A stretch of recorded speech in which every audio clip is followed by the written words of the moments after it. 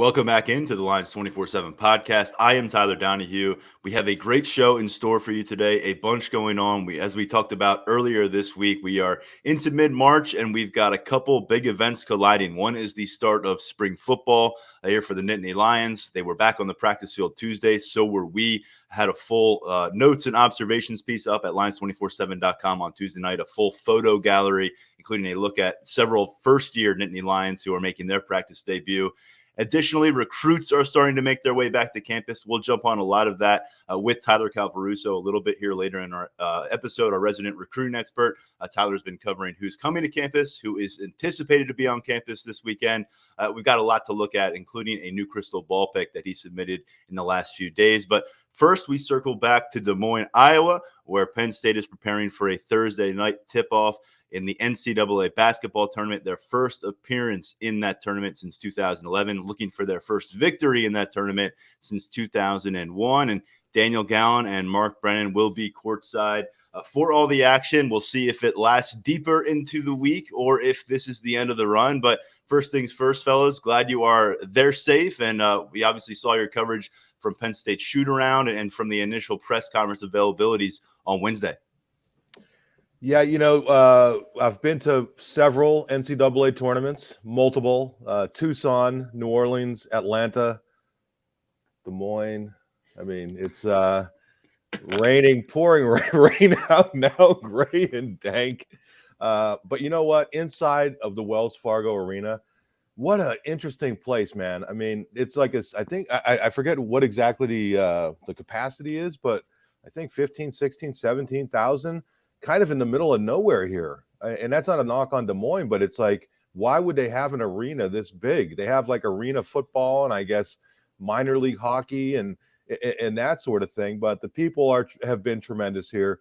The facility is really cool. And I would have to imagine as unique as this place is, and I'm looking out the window. I'm sorry. That's what I was to see if it was still pouring rain.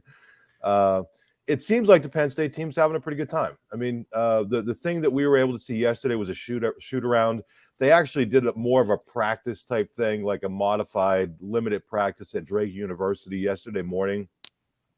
Yesterday, they basically just came to the arena. It was open for the fans. Literally all they did was shoot jumpers the whole time. That's it. And Micah Shrewsberry sat there with the TBS announce crew and talked to them the whole time. But they were loose. They signed autographs. Everybody seemed to be in a really good mood. That's kind of the way these things usually go. The one difference that I ever saw in one of these was back in '96 when Penn State went up to Providence, and they were the number 6 seed, I think, or 7 seed, and they drew the 10 or 11, which was Arkansas, which had just won a national title a year or two before. And it was a little different then. And Arkansas came out and was just like hammering the rims, dunking, doing everything. And you could really see the difference in the athleticism between the two teams. It was a really bad draw for Penn State, and it was really a weird feeling. You just see how athletic that team was.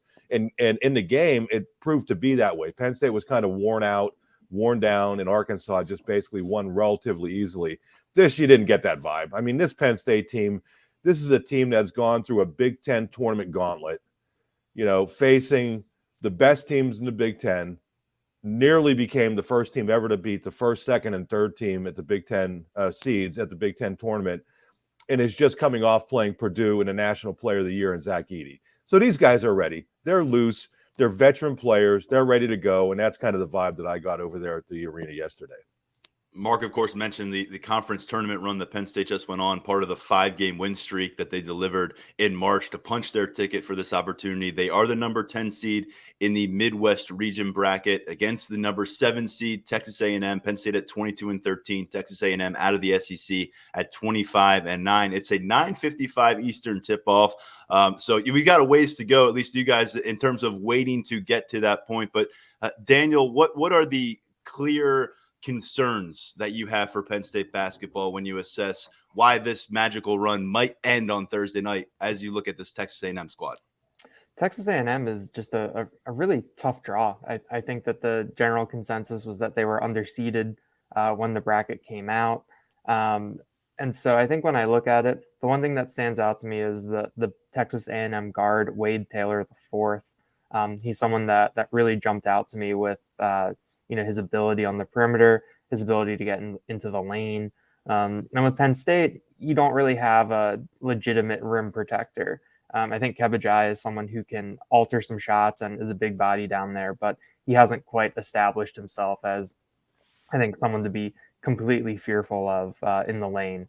So that was something that stood out to me. And then, going through some of the advanced stats on KenPom and doing the comparison, Texas A&M is a really, really good rebounding team on the offensive glass. We've seen Penn State surrender some second chance points before at times this year. So that's something that I think stands out to me. And then Texas A&M lives at the free throw line. I think they're number 3 in KenPom and free throw attempts per game. We know that Penn State is one of the worst teams in college basketball when it comes to getting to the free throw line. Even though against Purdue, a lot of their comeback, I think, was based around the free throw line. So there's just some different contrasts in here, and I think that the elephant in the room, especially when you're talking about free throws, especially when you're talking about being in the lane, crashing the glass, is what the officiating is going to look like, how this game is going to be officiated. I think that that's something that early on in the game that we'll really be keeping an eye on, because we've seen the experience that Penn State has had at times in the Big Ten. Now that they're getting officials that haven't seen them play all year and from different parts of the country, I'm interested to see if Jalen Pickett gets some more calls. What it looks like on the perimeter when Andrew Funk is running around trying to get off screens. So there's a lot of kind of, I think, smaller picture things that have stood out to me since Sunday when we learned that this matchup was what it was going to be. Mark, Daniel laid out a lot there about what this matchup looks like for the Nittany Lions, where some pitfalls might be presented. When you look at maybe an edge for Penn State in this matchup as the 10 seed, where do you identify some of those possibilities? Yeah, I mean, it's three-point shooting. I mean, Texas A&M is a terrible three-point shooting team. I think they're 32% or something like that. And, the one thing that Penn State has been able to do most of the season, Daniel touched on this, there have been a few games where teams have really destroyed them on the offensive glass, but usually they've been able to mitigate it with the danger of them being able to get back down the floor and score easily, get open three-point shots. And I think it was Brad Underwood early in the season when somebody said, hey, how come, this is a small team.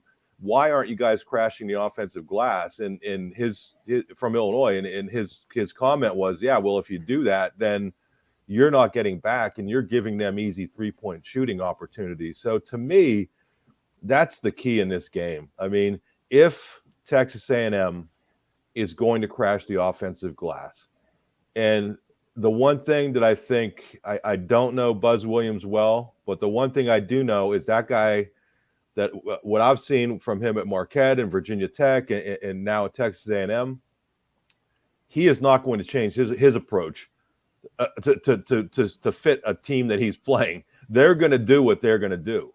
So for Penn State, the key is going to be, if you're going to give up those easy 2-point, stickbacks, you got to make them pay in transition with easier threes. And then you get into the math of 3 being greater than 2. So that's going to be the key. I mean, Texas A&M isn't going to be able to hang with Penn State with respect to shooting the 3 ball. They're just not. I mean, if you look at their stats on the year, it's just not there. As Daniel mentioned, they get to the free throw line. They score on 2s. I think they've shot 860 free throws, which is just absolutely insane. It's 26 a game or something like that. So those are the things that they're going to do. So for Penn State, if the 3's falling, we've seen this all year, haven't we? If the 3 ball's falling, they could run with and they can beat anybody. If it's not, they could be in trouble. So why is that super important in this game? Because you're coming off of 4 games in 4 days at the Big Ten tournament. Where is this team's legs going to be? Yes, Texas A&M played in the SEC tournament title game, but that was 3 games in 3 days. I mean, and then 1 game for Penn State at the Big Ten tournament was overtime. So, and they're probably lucky they didn't go overtime again against Purdue, or they'd be even more tired. So, my thought is, I think adrenaline may carry them a little bit in this game. If they're able to get past it, I think that second one's going to be really tough, and not just because of the opponent, but I think that 4 games in 4 days how is that going to impact their legs when it comes to three-point shooting? Because if they can shoot the three ball, they can beat anybody.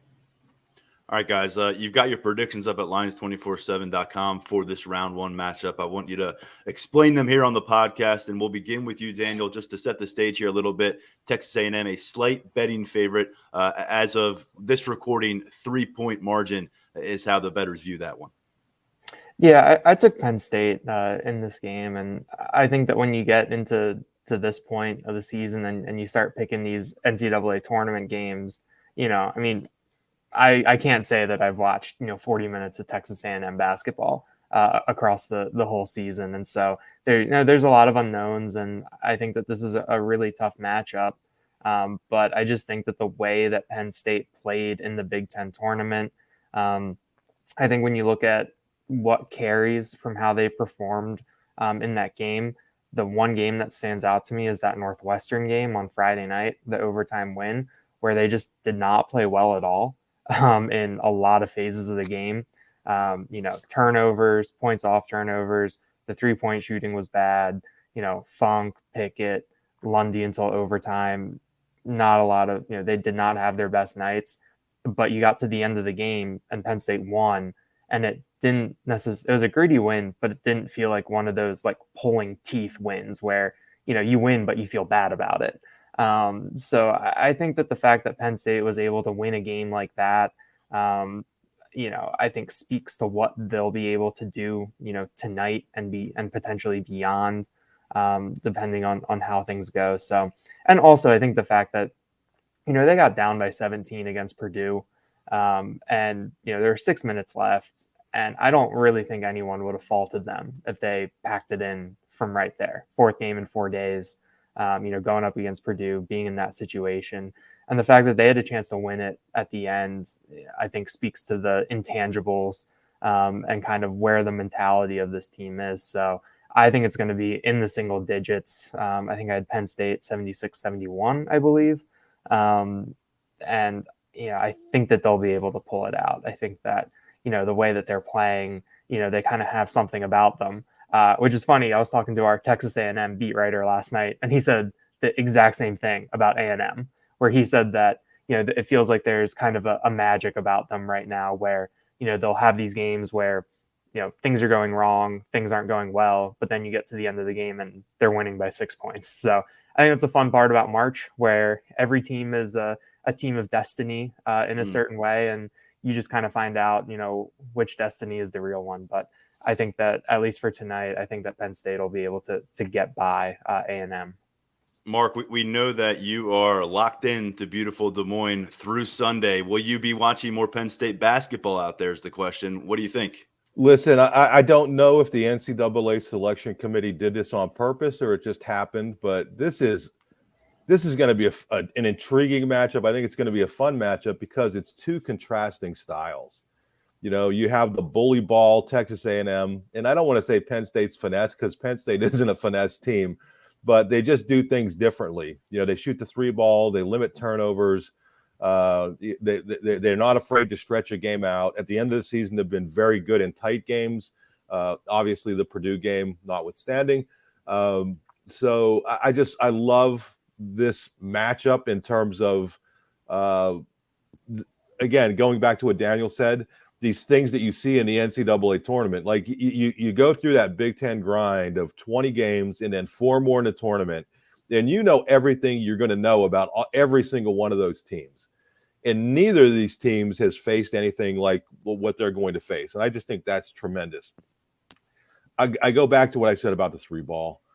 You're looking at a bunch of seniors who had their proverbial backs against the wall after that 4-game losing streak. And I think all of us, I don't want to speak for everybody. I know I thought there was no chance they were going to get to the NCAA tournament. And what do? They went 8 and 9, 9 and 10, whatever it was. And here they are. Not only did they make it, I mean, it wasn't even a question at the end when they got in. So I think you have that veteran group that's really been kind of shooting for this. And I think the adrenaline, the momentum of the day is going to carry them. I think it's going to be back and forth. And at the end, I'm going with Cam Winter hitting a 3-point shot, kind of making up for the one he didn't hit against Purdue. But we saw him hit some money balls against Northwestern and then against Maryland.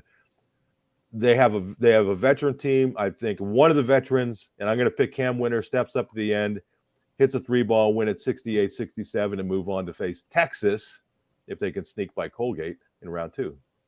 That's right. On the other end of this bracket, you got Texas, the number 2 seed, the number 15 seed, Colgate. Winner of that will advance to play the winner of Texas A&M Penn State. That'll take place on Saturday. And if hey, it one does, thing, Tyler. One thing, Tyler. Listen, there's a lot of people who are complaining about seeding, and I think for people who follow NCAA basketball, in a lot of ways, getting that 10 or 7 seed, getting into that game is better than getting the 8-9, because the 8-9 in your second game, if you survive, you're getting number 1 probably. So, and to me, as I look at these teams, I think you'd rather get some of these number 2s than the number 1s. That kind of goes without saying. So I don't think this seeding or this draw is bad for Penn State in any way. I think it's a really good matchup. It's going to be fun.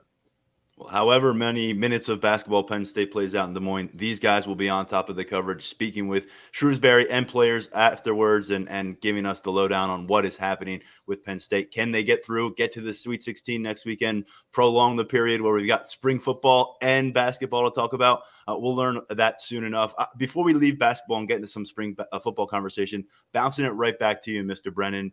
There was some very lively discussion overnight and into the morning on Lions247.com on the message board about what exactly happened in the Micah Shrewsberry press conference in Des Moines on Wednesday.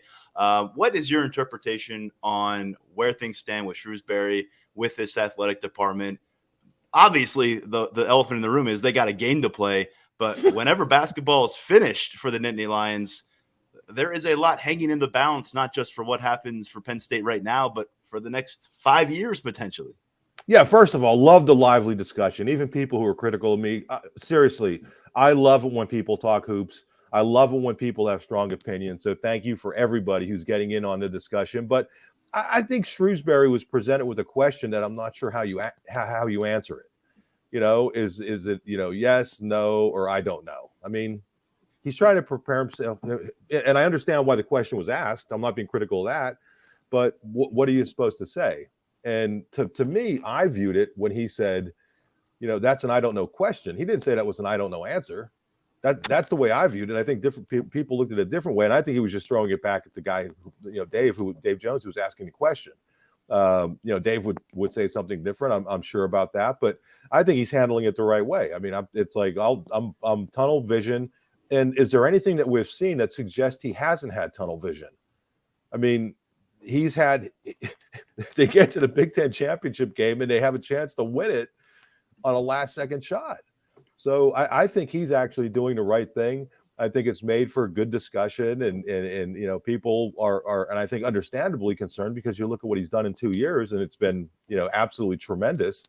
In the course of the season, there were times when I think people were like, "Oh, what's going on here?" But you look at the product and it's like, wow, after 2 years, he gets them to this level. Given what he inherited, I mean, the day he's hired, 16 people entered the transfer portal. I'm exaggerating a little bit, but I think he's been smart, and he is a very intelligent guy. Number one, smarter than me, obviously. But I think he's handled it well. I think the players have handled it well, and I think there'll be plenty of time for Pat Kraft, Micah Shrewsberry, the university, and everybody to sort this out. And if it doesn't get sorted out, that's going to be a bad look for Penn State. I can tell you that. But for now, I think he's handling it the right way, and I'm not sure how else he would have answered that question. Well, from one program that is all of a sudden encountering a different level of expectations to one that entered 2023 with the Big Ten title in its crosshairs, let's talk about this football team that we got to see in person in pads on Tuesday. It wasn't a full padded practice, but it was the first step towards those 15 practices here in the month of March and into April, leading up to that blue-white game in Beaver Stadium on the 15th of April. But let's look back to Tuesday. On that day, we had a podcast before our practice access where we did our top takeaways from James Franklin's press conference. So we're not going to rehash a lot of that. Head back over to the last episode. Go to the site. We got a bunch of coverage from James Franklin's press conference. But sticking with what we saw, availability, guys, is always a big question mark when you haven't seen a team gather on the field for a couple of months like we have. And I was keeping a close eye on the offensive line. When we hopped on this podcast last March to discuss this team, one of the first things we said was, there's not a lot of offensive linemen out there. It's going to be a tough sledding for this offense over the course of these 15 spring practices to be able to really accomplish what they probably want to accomplish. And ultimately that led to an adjusted format, not really a scrimmage action in Beaver Stadium last April. This time around, I counted 17 active offensive linemen at least. There were probably a few more somewhere out of my sight line. There were like 7 or 8 or 9 when they finished spring ball last year. Nick Dawkins was back on the field. Landon Tengwall was back on the field. Olu Fashanu was back on the field. Fashanu, Tengwall, you're starting left guard, left tackle last year for the first half of the season. Both suffered injuries. Neither practiced all the way through the Rose Bowl. Nick Dawkins in the mix as a two-deep player at guard, at center.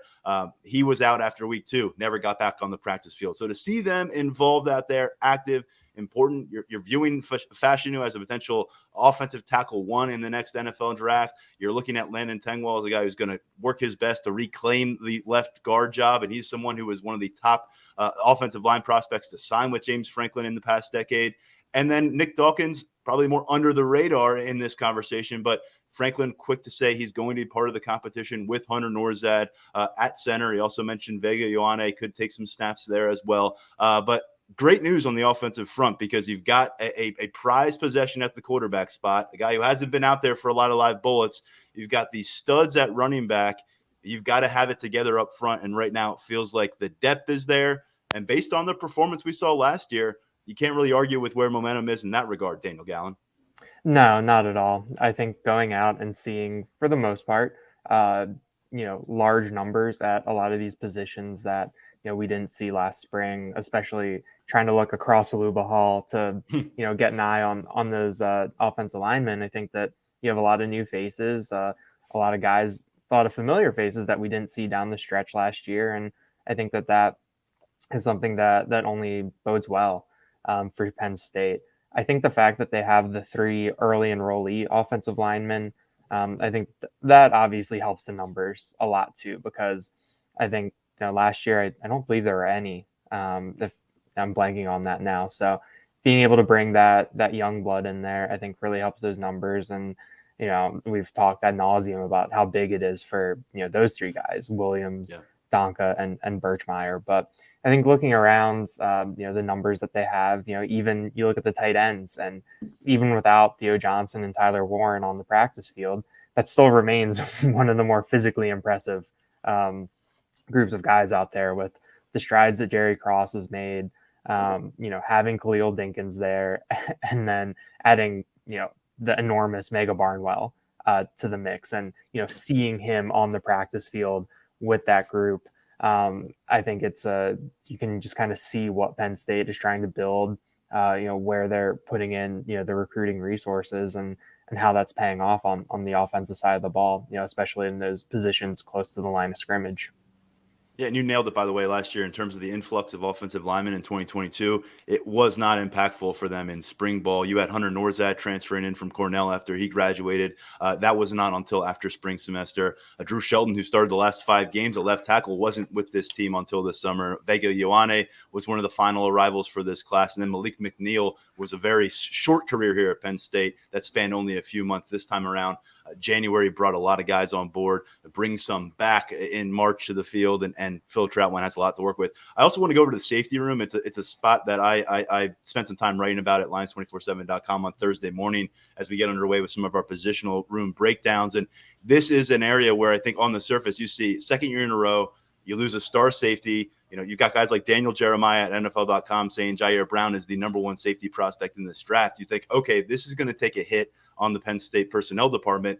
I'm fairly convinced while there are questions at the top of the safety room, and you wonder if you're going to get the kind of playmaking skills that Jair Brown was able to deliver, but the depth and the experience are significantly advanced from where they were this time last year. You've got Zakee Wheatley, who was just making that conversion from cornerback to safety last spring. And now he's in year 2. He played 350-plus snaps at the position last year. Keaton Ellis had 1 career start entering 2022. Now he has 14 career starts, and he's more comfortable at a position that is still relatively new to him after starting his career at cornerback. And then Jalen Reed, who played as much as any safety not named Jair Brown last year. he is a much more seasoned safety than he was in 2022. And so you lost Jair Brown, but beyond that, you've got a lot of this reinforcement coming from the experience those guys picked up last year. KJ Winston is one of my breakout picks on this entire roster at the safety position.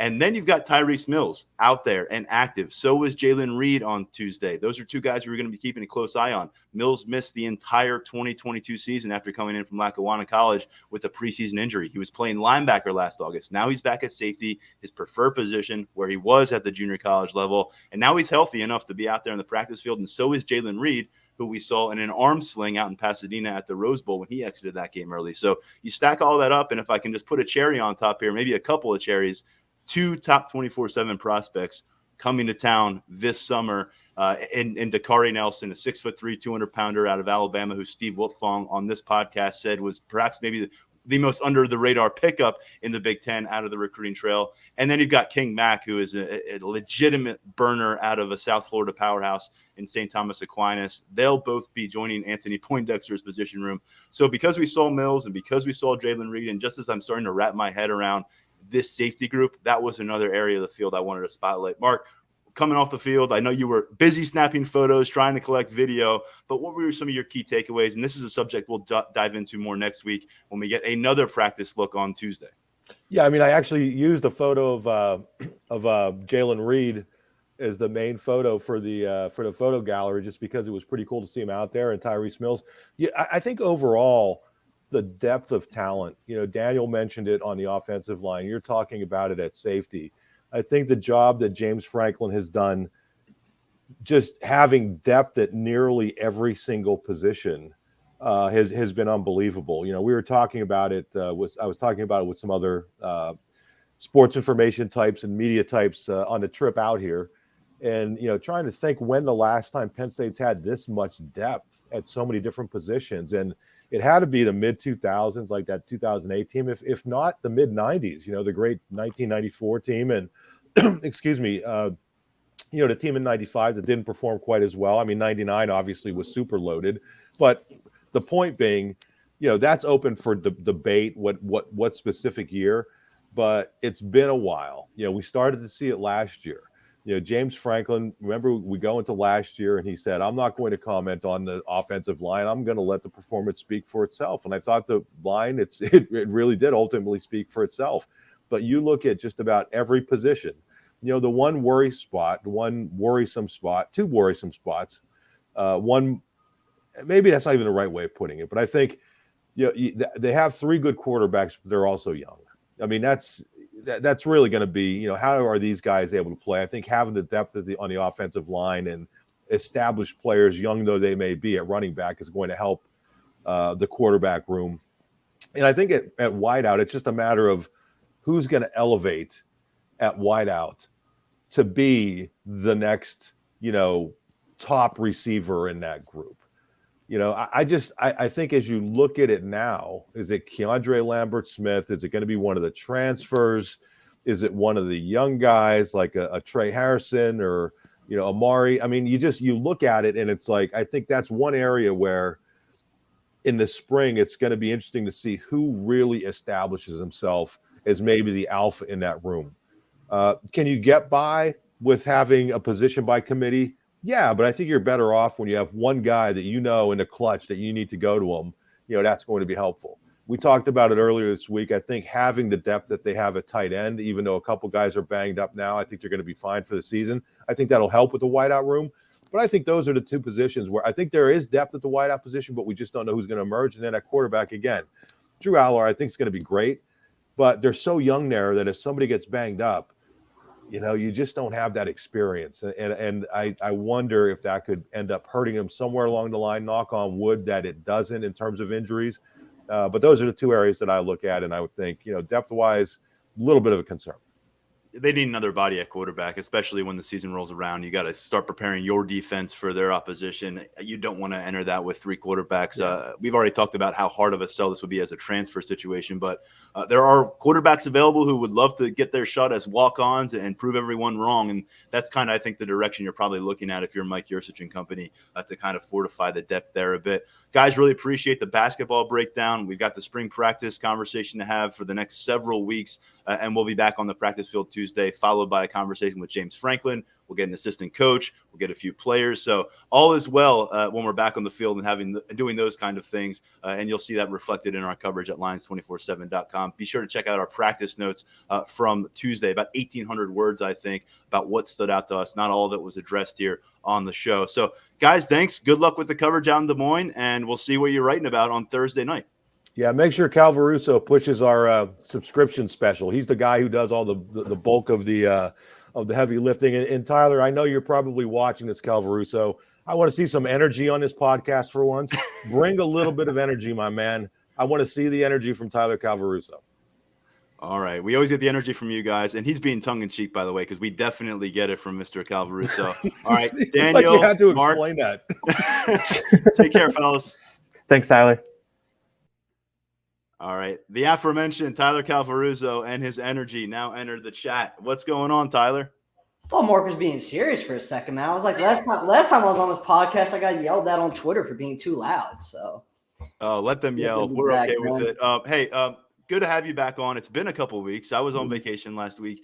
You've been keeping your finger on the pulse of Penn State recruiting as always. And of course, things shift pretty dramatically when we cross over from February to March because floodgates open up. Guys are getting back to campus, getting a chance to see this team in action for spring ball, getting a chance to get around the staff. And it can really set the stage for success, not just in your 2024 recruiting class, but moving down the road as you're hosting underclassmen right now as well. Tyler, let's circle back, though, because we have a few things to catch up on with you before we talk about some of the players who have made their way to campus.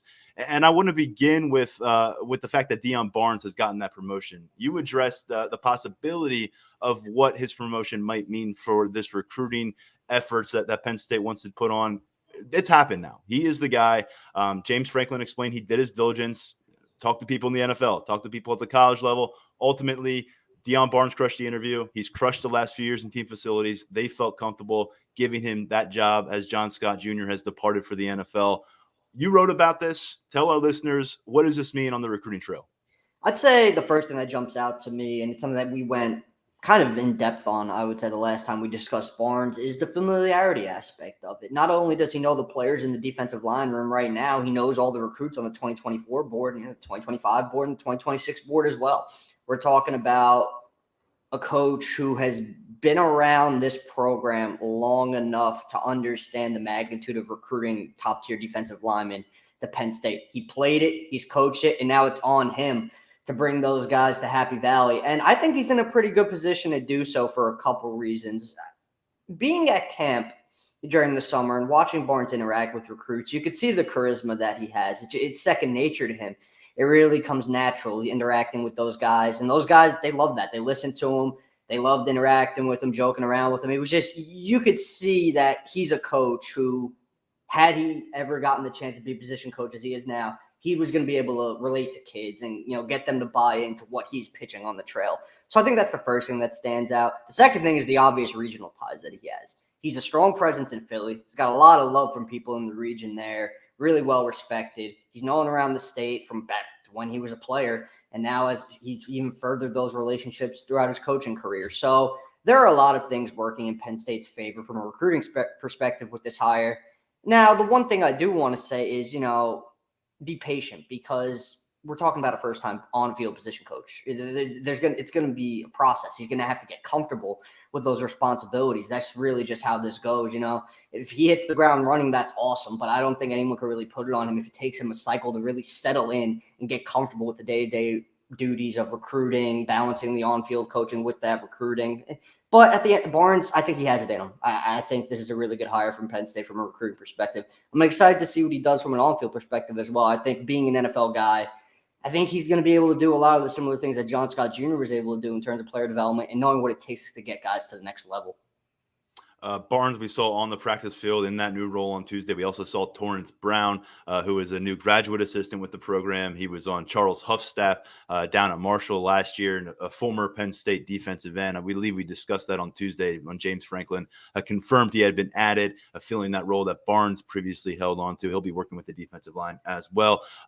Something else we missed along the way when we weren't getting back on here with you was the commitment of Kenneth Wosley. It wasn't a surprise, I think, for folks who have followed our coverage, listened to the podcast leading up to that decision, which was, I think, a couple Fridays ago. It was like the first day of my vacation. And he's the latest addition out of Philadelphia. Break this one down for us. We talked about the possibility of him holding it down at cornerback, but also, stepping up, providing some slot coverage in that nickelback position, which has been really important for this Nittany Lions defense over the years. Yeah, I think versatility is the name of the game when it comes to Wosley. He can line up on the outside. He can line up in the slot and the nickel packages. So when you get the chance to add a cornerback who's already shown that kind of versatility throughout his high school career, and even in 7-on-7 camp setting, he's shown that he can cover at those two positions. It's a good get.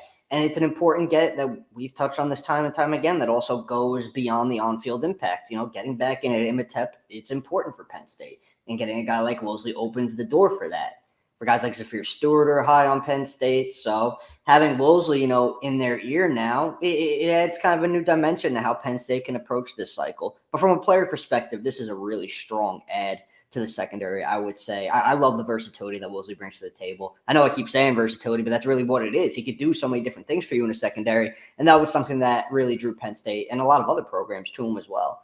So right now for Penn State, it really comes down to keeping Wosley on board, which, we talked about him getting out and making other visits after this commitment. It seems like there's been a little bit of a shift with that he's more locked in and kind of locked down now than we might have originally anticipated. So I would say when it comes to Penn State keeping Wosley on board, pretty good chance of that happening. Maybe not as much of a battle as we originally predicted it would be, but Penn State's going to stay on him as hard as it does all of its other commits, man. That's just how this is now. So I think if you're the Penn State staff, you got to be really happy with getting Wosley on board, especially so early in the cycle, because he's pretty active on social media ever since he's been committed. Guys like that, they're tweeting about Penn State constantly. He quote tweeted a graphic about James Franklin being one of the better coaches in the country the other night.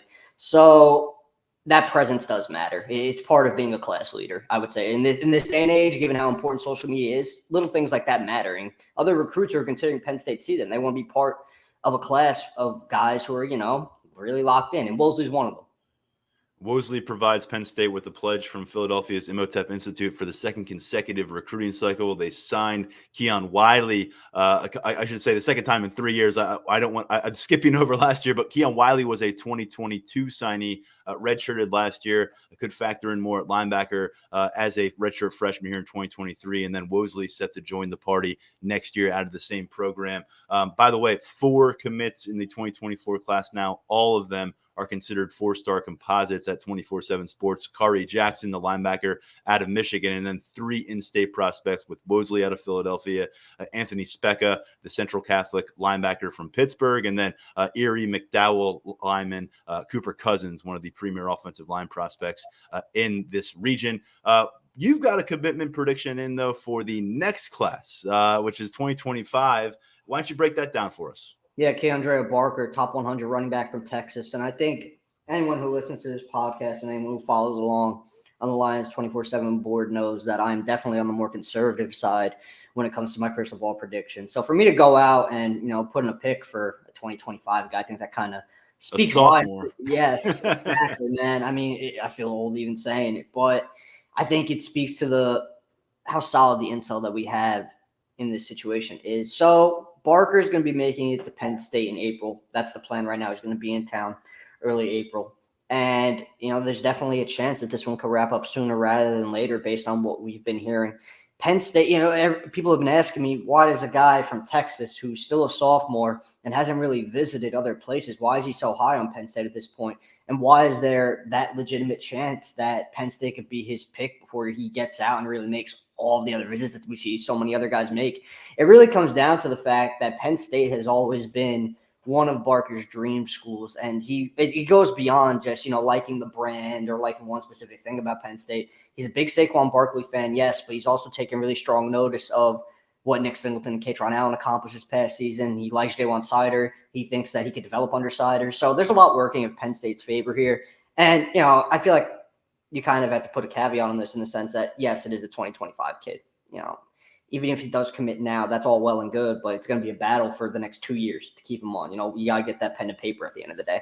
And that's something that Penn State staff is always prepared to deal with. So should Barker, decide to wrap things up soon, commit as a very, very early in his high school career, that's definitely good news for Penn State. It's a positive because at the end of the day, man, you'd rather recruit a kid to keep him committed than to get him on board in the first place. It's easier when you have him on board and he's getting on campus, making the visits, familiarizing himself with other prospects on the board. So we'll see where this one goes, but I like where Penn State's trending right now for sure, and that's why the pick went in.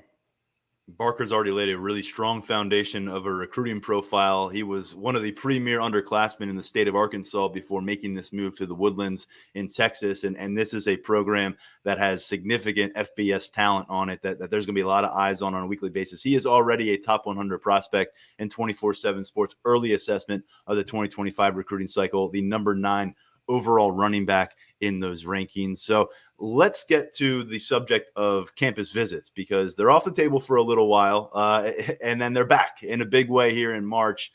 And we're already seeing that. Penn State welcoming some recruits to campus for the initial spring practice back on Tuesday. And you caught up with a couple of them, and I know there's one in specific that we wanted to address here on the show. Yeah, Davon Hall, top 24/7 wide receiver from Bellevue West in Nebraska.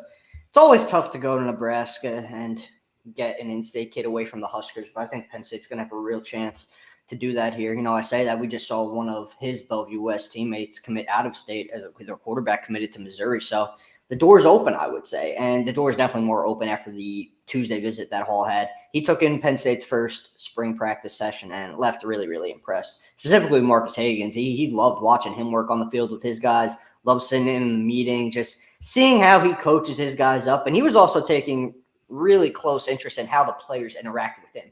Because Hall's philosophy when it comes to seeking out a position coach at the next level is how does that coach interact with his guys on the practice field? How does he interact with them in the film room? Because he feels like if the guys are very respectful and very receptive of what that wide receiver coach is saying, he knows that's a really guy he could develop under because he can form a good relationship with him. He can form that trust with him, and he's really someone he can learn from. And Hall's getting that vibe from Hagans. So I'd say that's a pretty big deal in this recruitment, given that Hall's emphasized that so largely. And Penn State is seriously in the running to get an official visit at this point. He told me we'll see, but it's something that he is hoping to do. So as he works to put together his official visit schedule, Penn State's definitely going to be under heavy consideration to receive one in June. So I would not be surprised if he's back in town kind of soon.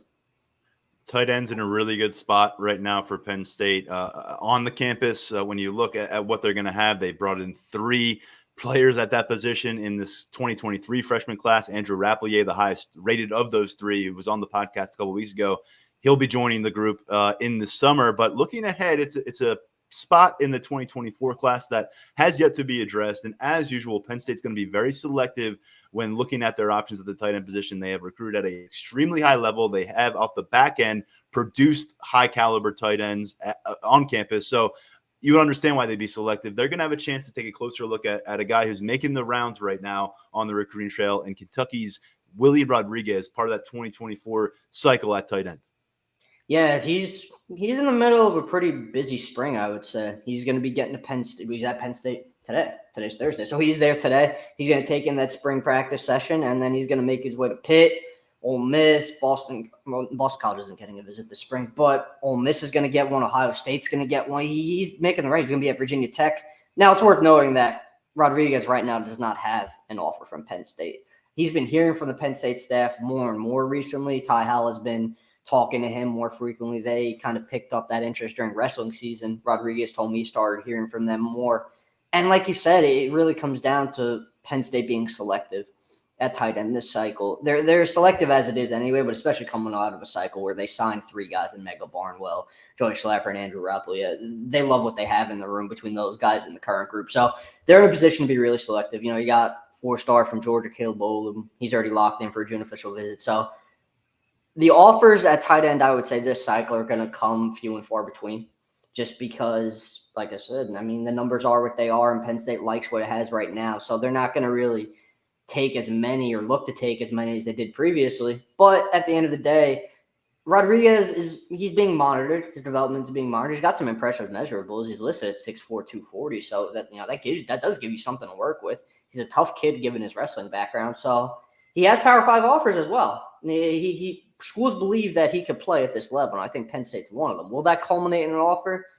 We'll see. We'll have to see how things go coming out of today, and we'll have to see where things go with Penn State's tight end recruiting in general. But Rodriguez is definitely an interesting name because he is a Power 5 prospect. And anytime you could get a legitimate Power 5 guy on campus, it's noteworthy, whether he has an offer or not. Well, offers are not an issue for Jameer Grimsley down at Tampa Catholic. He's pushing toward 30 of them, including Penn State. A lot of love from the ACC and the SECs, as you would expect down there in the state of Florida. The likes of Alabama, Auburn, Florida State on that list, but certainly giving a viable consideration to the Nittany Lions here in his recruitment. Yeah, and Terry Smith steering the ship here for the Nittany Lions. He had some success down in Tampa last cycle going to Venice High and getting Elliott Washington. So, I think Penn State's hoping to kind of replicate that here with Grimsley, who's very high on the board, and it's easy to see why. There's a lot to like with him. Really has got some impressive length at cornerback. He's 6'2", 185 already. He's a really good kid as well, big on academics. He's a high character guy, so that's something Penn State really likes about him.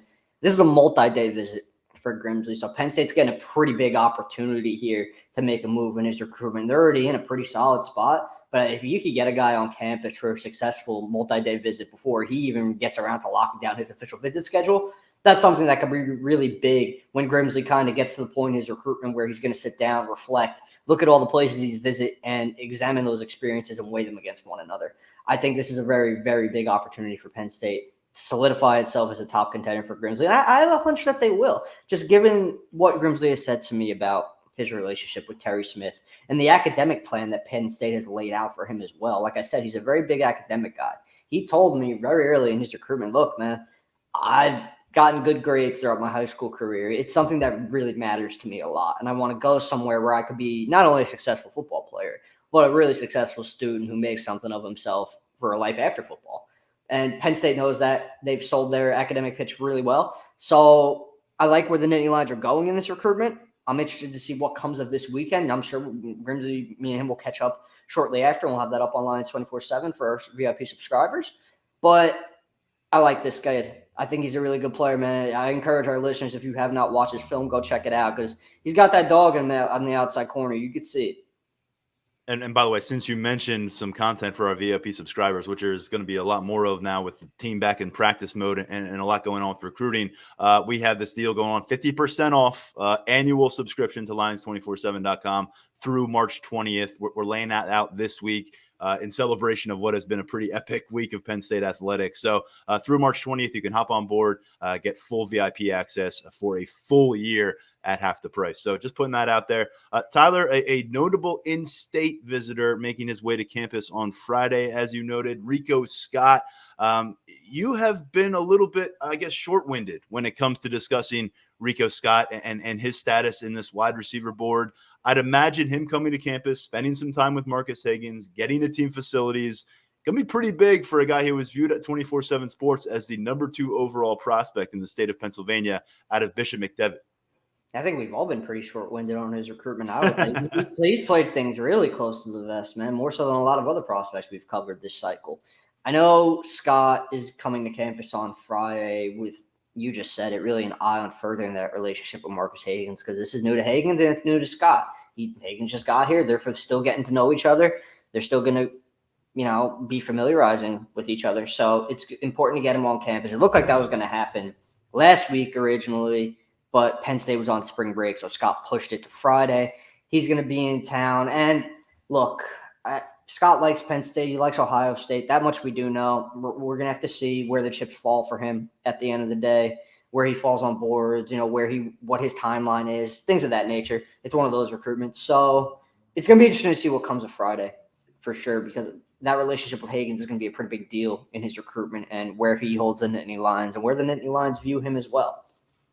Yeah, you've talked a lot about this wide receiver board evolving since Marcus Higgins came on board and replaced Taylor Stubblefield. I'd imagine that will continue to be the case as he gets face-to-face with a lot of these guys, starts to compile these interactions, starts to digest what he thought about those players, and eventually once they get prospects here for some spring camps, there's a chance that guys who have offers right now and maybe picked up those offers from the Taylor Stubblefield era, maybe they don't make the cut anymore. And maybe there's some guys who were, not in the center of attention a year ago, and they've advanced. And I think it's going to be really compelling to watch what new offers go out and maybe how they walk that line a little bit with some guys who have the offer, but maybe aren't that wanted right now. Putting it nicely at the wide receiver position, where they signed one guy last year in Carmelo Taylor, added some transfer pieces, but this looks like it should shape up to be a significant wide receiver class, and no one on board for it yet, but we expect that to change over the next several months, and Rico Scott will be a name to monitor. A couple expected visitors to get to here as we wrap up our conversation on March visitors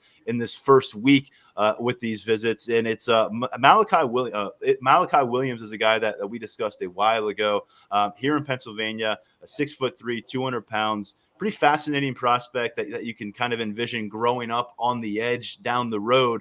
And he'll be getting back to campus. At least we anticipate that will be the case.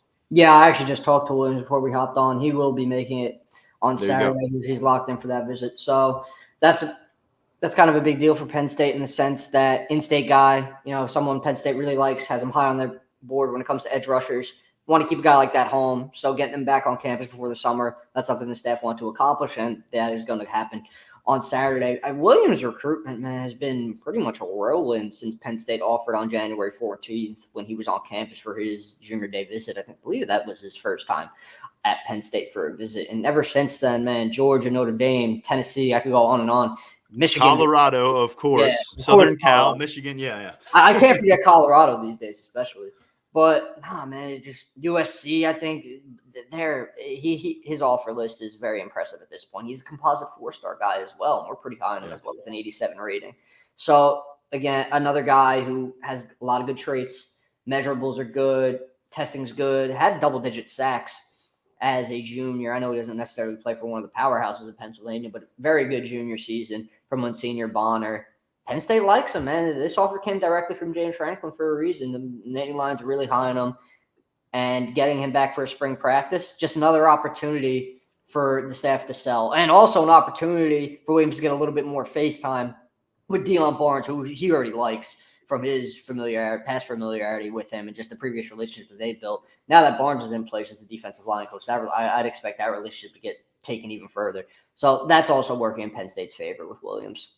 As we addressed earlier, off to a really strong start and putting the foundation of this 2024 class together with in-state prospects. And there's a couple there, Enrico Scott, Malachi Williams, both considered by 24/7 Sports to composite top 10 prospects in Pennsylvania for this cycle. So key opportunity for the Nittany Lions. I like how you mentioned Deion Barnes. This is the next step for him, is being the defensive coordinator. When you're hosting these players and their families, it's a little bit of a different thing. I don't think you need an attitude shift by any means, but it's a different level of responsibility that's on your plate from a recruiting perspective, and we'll see how Deion Barnes deals with that. I anticipate he will do very well in that role. And then another name that we expect to be on campus, and we're going back to Kentucky, and we're going back to the 2025 class for this, and it's a name that I think people will remember, not just because it's a cool name, but because he is a quarterback to know in the 2025 cycle. Cutter Boley at a Lexington Christian Academy in Kentucky. This is a 6'5", 200-pound sophomore who is considered the number 4 quarterback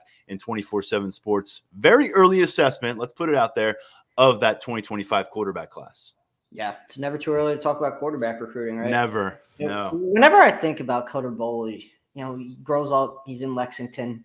I feel like Kentucky's got to be a pretty good spot for him at this point in his recruitment, right? That's how it seems on the surface. But he's getting out and he's making the rounds, and Penn State has been a place that he has visited. He attended a game this past season. He's going to be expected keyword. It's Thursday. We'll see what happens come Saturday. To get back on campus for a spring practice and interact more with the staff and Mike Yurchis, who, has been pushing pretty hard here. Boley's a guy, like you said, 6'5", strong arm. His film, man. His film's really good, and he plays against some solid competition. So you got to like what you see out of him early in his recruitment. I think he might even be a guy whose stock could rise, really. I believe we have him as the number 4 quarterback in the nation right now. I'm not sure if that's composite or 24/7 Sports rankings off the top of my head. I'd have to go back and look, but he's legit, man. He's a real high-level quarterback prospect, and that's what Penn State's always searching for, right? And Mike Yurchis is leading the charge here. So getting him back in town, another opportunity for us that he's going to get to see more. He's going to get to see Drew Aller live and in action during practice. He's going to get to see all the quarterbacks live and in action. He's going to get to see, how they take coaching, how Yurchich coaches them up. So it's an opportunity for Penn State to, be among the early standouts, I would say, because it is still very early for him, and he's still sorting through things. He's been on multiple visits already this spring. He's going to be on more, the likes of Notre Dame, LSU, Kentucky, the usual suspects for an elite Southern quarterback prospect. So, but hey, look, this weekend, looking like it's going to be a Northeast trip for him. Yeah, 20 offers as a sophomore. You laid out the case for a guy that could continue to rise. We're not talking about a 5'11" quarterback who could stop growing. Definitely He's not. already 6'5". So, yeah, there's a big ceiling in place. So to get a guy as a repeat guest on a faraway campus, that's something. That's something that's notable. Still a ways to go. And I just want to keep emphasizing this. It might only take 4 quarters of Penn State football in September for the entire complexion of what you're capable of doing as a quarterback recruiting to change. I mean, if Drew Aller hits early and everyone says, okay, he's coming out the other side of that 5-star prospect process as a college football star and one of the premier passers in the Big Ten, which would make him one of the premier passers in the country. And then you start talking about the NFL stuff that comes down the road with those kind of labels. That changes your reach, and it changes everything for what you can do for Mike Yurcich, for James Franklin. And of course, it's got to happen. You've got to get to that point. But Drew Aller has the goods. And not only does he have the goods to elevate this offense in 2023, he has the goods to elevate your recruiting outlook at the quarterback position years down the road, potentially. But a lot to learn before we start to put that cart in front of the horse. Tyler, anything we didn't hit here that we failed to mention that you wanted to bring up? And if not, folks need to make sure they're dialed into your coverage, because the visits are coming fast and furious, and the conversations that follow those visits are really interesting, and you're sharing them at Lions247.com. I think we got to everything, man. Really, right now, like you just touched on, I'd say stay tuned, because we're building that Saturday visitors list, and all spring. It's going to be a busy spring this weekend, next weekend, and then in April, obviously, you got the spring game where it's looking like it's going to be a star-studded group coming to town to watch that game. Yeah. So, and we got official visits are starting to line those up, and they're going to start popping. I mean, it is go time. So, yes, it's definitely go time. We'll be all over it. All right, great stuff. Tyler Calvaruso, our recruiting insider at Lions247.com. Look forward to your continued coverage. Great to talk to you here on the podcast again. We'll catch up real soon. As always, man, great to be back.